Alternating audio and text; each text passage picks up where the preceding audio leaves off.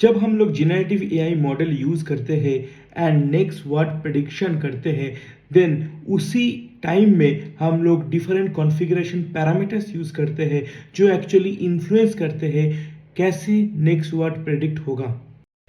इसके बारे में हम लोग डिटेल्स में बात करेंगे, लेकिन सबसे पहले let me give you my introduction. Welcome to AD Academy. The main motto of this channel is AI for Aam Janta. My name is Dr. Ayan Devnath. I am an IIT Delhi alumni and Fulbright research scholar at Harvard University. I have total 9+ years of experience in the field of artificial intelligence, deep learning, machine learning, NLP, generative AI. Let's watch this video. Welcome to my metaverse. तो generative AI जब कोई output generate करता है तो उस process को हम लोग कहते हैं इन्फरेंस। तो जब इन्फरेंस हो रहा है मतलब हम लोग नेक्स्ट वर्ड प्रेडिक्ट कर रहे हैं using our generative AI model, तो उसी टाइम में कुछ कॉन्फ़िगरेशन पैरामीटर्स रहता है जो एक्चुअली इन्फ्लुएंस करता है कैसे वो वर्ड प्रेडिक्ट होगा एज द नेक्स्ट वर्ड, मतलब कैसे आउटपुट आएगा। ये 4 मेन पैरामीटर्स हैं: maximum new tokens, sample top K, sample top P and temperature. एक चीज़ आपको ध्यान में रखना है, ये जो कॉन्फ़िगरेशन पैरामीटर्स है ये डिफाइंड होता है फ्रॉम ट्रेनिंग पैरामीटर, क्योंकि ट्रेनिंग पैरामीटर वो लर्नेबल पैरामीटर है जिसको हम लोग ट्रेनिंग के टाइम यूज़ करते हैं।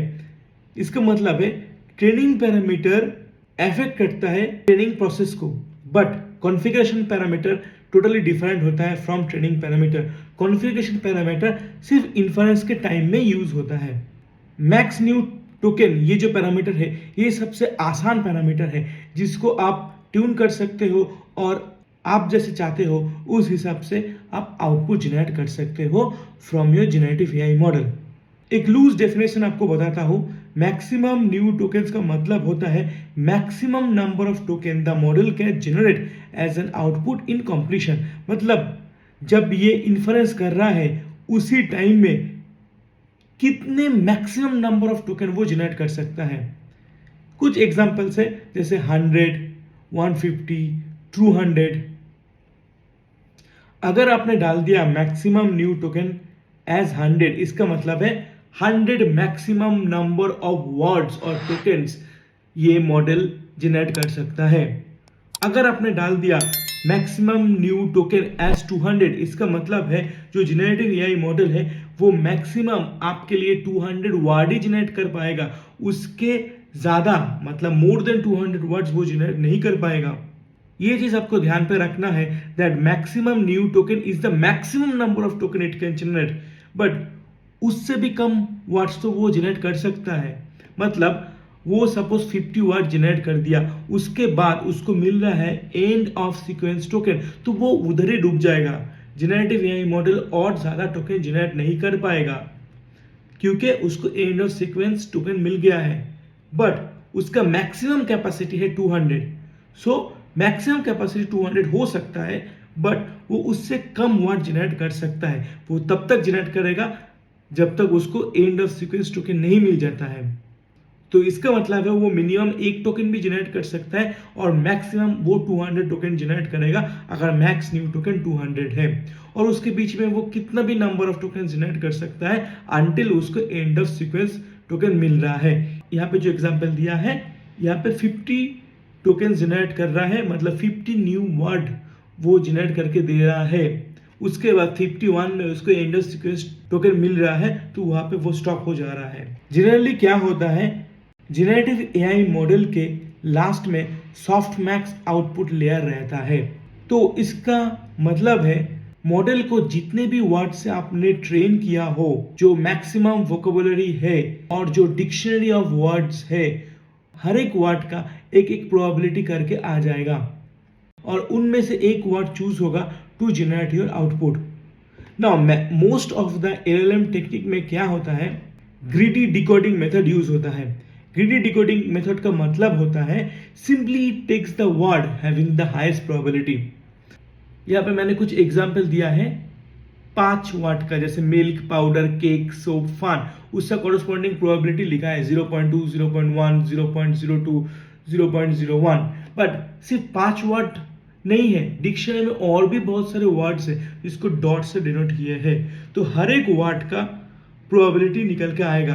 बट कौन सा नेक्स्ट वर्ड प्रिडिक्ट होगा ये डिपेंड करेगा किसका हाईएस्ट प्रोबेबिलिटी है। अगर ग्रीडी डिकोडिंग मेथड में जाए तो ग्रीडी डिकोडिंग मेथड में अगर जाएंगे तो यहाँ पे जो एग्जांपल दिया है तो नेक्स्ट वर्ड प्रेडिक्ट होगा मिल्क, क्योंकि मिल्क का प्रोबेबिलिटी जो है 0.2 वो सबसे ज़्यादा है with respect to all other words having lower probability. और ग्रीडी डिकोडिंग मेथड बहुत अच्छा है अगर आप शॉर्ट जनरेशन कर रहे हो, मतलब कुछ कुछ टोकन जनरेट कर रहे हो, छोटा कुछ 10 टोकन जनरेट कर रहे हो। बट ग्रीडी डिकोडिंग का एक लिमिटेशन है, मतलब ग्रीडी डिकोडिंग मैक्सिमम केसेस में अच्छा नहीं है। क्यों क्या अच्छा नहीं है? ग्रीडी डिकोडिंग में ये चांसेस है दैट जो वर्ड जनरेट हो रहा है वो बार बार जनरेट हो रहा है, बार बार जनरेट हो रहा है। तो एक ही वर्ड अगर बार बार जनरेट होता जाएगा by using greedy decoding method तो वो सही से आउटपुट जनरेट नहीं कर पाएगा। तो इसलिए रैंडमली अगर वर्ड को हम लोग जनरेट कर पाएंगे तो वो मेथड बेटर है, ताकि हम लोग अवॉइड कर पाएंगे रिपीटेड वर्ड जनरेशन। तो इसके लिए आया है रैंडम सैम्पलिंग मेथड। ये रैंडम सैम्पलिंग मेथड में कोई भी वर्ड जनरेट हो सकता है, तो आप इसमें चौंक सकते हो, मतलब तो इतने सारे वर्ड्स है बट कोई भी वर्ड को उठा के ये लार्ज लैंग्वेज मॉडल आउटपुट में डाल देगा तो वो सही रहेगा क्या? हाँ, अगर आपको क्रिएटिव कुछ बनाना है लार्ज लैंग्वेज मॉडल तो कभी कभी ये सही भी हो सकता है। But most of the cases में, मैक्सिमम केसेस में क्या होगा, अगर आप रैंडमली कोई भी वर्ड जनरेट कर लोगे तो वो जो वर्ड आएगा तो उस सेंटेंस में उसके पहले जो भी वर्ड्स है उसके साथ उसका मीनिंग सही से नहीं बैठ पाएगा, तो वो कोई मीनिंग नहीं भी बना सकता है। मतलब जो नेक्स्ट वर्ड प्रिडिक्टेड होके आया है वो वर्ड के साथ बाकी जो भी वर्ड्स है उस सेंटेंस में तो इसका मीनिंग सही से भी नहीं बैठ सकता है, तो ये प्रोबेबिलिटी बहुत ज़्यादा है। ग्रीडी डिकोडिंग से भी ज़्यादा हम लोग ये टेक्निक को यूज़ करते हैं। बट एक चीज़ याद रखना है, ग्रीडी डिकोडिंग भी हम लोग कभी कभी यूज़ करते हैं क्योंकि ये बहुत सिंपल टेक्निक है। जितने भी सारे वर्ड्स है आपके डिक्शनरी में उनमें से जिसका हाईएस्ट प्रोबेबिलिटी है वो वर्ड प्रिडिक्टेड होगा as a next word prediction. तो कब हम लोग रैंडम सैम्पलिंग यूज करते हैं?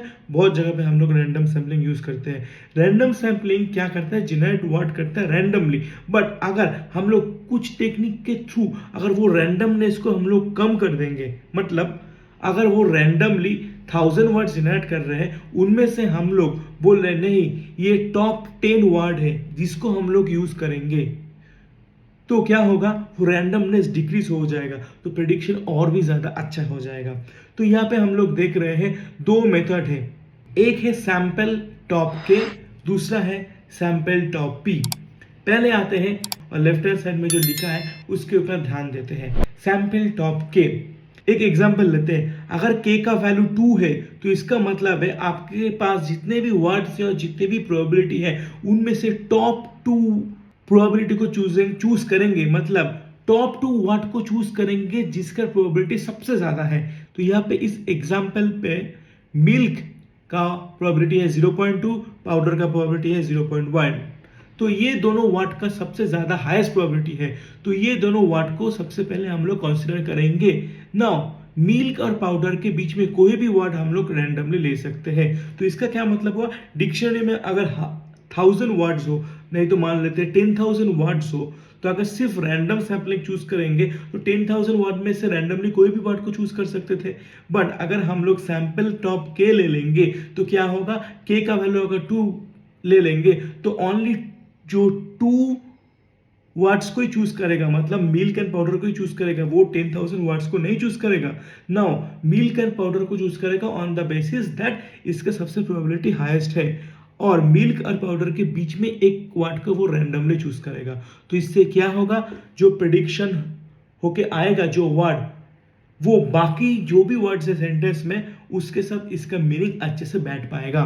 सैंपल टॉप पी, ये और एक मेथड है जहाँ पे हम लोग रैंडमनेस को कम करके कुछ वर्ड चूज कर रहे हैं। ये कैसे चूज कर रहे हैं, सपोज मान लेते हैं पी का वैल्यू हम लोग ने ले लिया है p इक्वल्स टू 0.3, तो इधर क्या होगा, तो राइट हैंड साइड में जो टेबल है और जो एग्जाम्पल है उसको लेकर बात करते हैं। अगर p का वैल्यू हम लोग ने ले लिया है 0.3, इसका मतलब है वही टॉप वर्ड्स चूज होगा जिसका क्यूमुलेटिव सम होगा 0.3।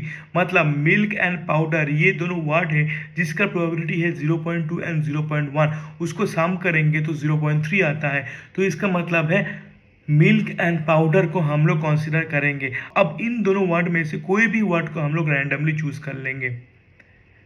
तो आपके दिमाग में ये क्वेश्चन आ सकता है ऐसे और भी वर्ड्स है जिसका प्रोबेबिलिटी को अगर सम करेंगे तो 0.3 आएगा, बट यहाँ पे हम लोग बात किए हैं टॉप पी, मतलब टॉप वो दोनों वर्ड लेंगे जिसका प्रोबेबिलिटी को सम करके 0.3 आ जाएगा। मतलब मिनिमम नंबर ऑफ वर्ड्स लेंगे जिसको सम करके मेरा प्रोबेबिलिटी 0.3 आएगा, टॉप लेंगे। मैं जो भी पढ़ा रहा हूँ, अगर समझने में कहीं पे भी दिक्कत हो तो आप कमेंट में लिख सकते हो, मैं आपका क्वेश्चन का जवाब दे दूंगा, तो आपको समझने में आसानी होगा। और एक कॉन्फ़िगरेशन पैरामीटर होता है टेम्परेचर। ना टेम्परेचर का मतलब है अगर टेम्परेचर का वैल्यू अपने हाई डाल दिया तो इसका मतलब है जो रैंडमनेस है वो भी बहुत ज़्यादा होगा, और अगर आपने टेम्परेचर का वैल्यू कम रखा है तो रैंडमनेस का जो वैल्यू होगा वो भी कम होगा।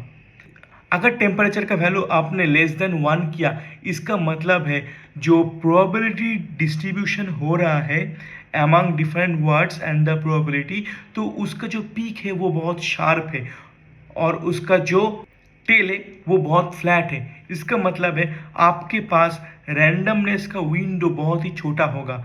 यहाँ पे जो एग्जाम्पल दिखा रहे हैं तो उसका जो प्रोबेबिलिटी डिस्ट्रीब्यूशन है तो उसका जो पीक है वो बहुत शार्प है और उसका जो टेल्स है वो बहुत नैरो है, और वो सिर्फ एक ही वर्ड को यहाँ पे डिनोट कर रहा है, दैट इज केक। मतलब रैंडमनेस बहुत कम है तो एक ही वर्ड यहाँ पे प्रेडिक्ट होके आएगा। बट अगर टेम्परेचर का वैल्यू ग्रेटर देन 1 है, मतलब रैंडमनेस बहुत ज़्यादा है।